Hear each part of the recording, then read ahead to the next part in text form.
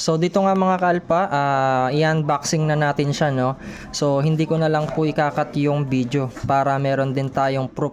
Baka mamaya pinalitan ito, no. Pero tiwala naman ako sa seller, legit naman yun mga kalpa, no.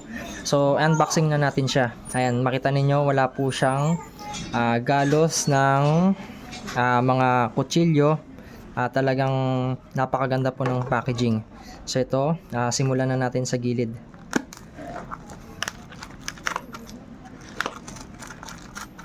So ito pala mga kalpa, 1 week bago siya dumating, medyo matagal din.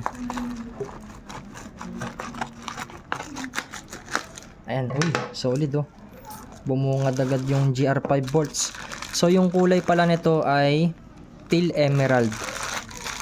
So pink sana kaso nagkamali yung seller eh. So okay lang yan mga kalpa. Ayan, so legit nga. So ito yung sa crankcase natin, set ito. Tapos ito yung mga iba pa, no. So ito yung sa head nut, tapos bar end. Ayan, kumpleto lahat mga kalpa. Tapos ito naman yung sa gear oil natin. Ayan, so ikakabit na natin siya mga kalpa.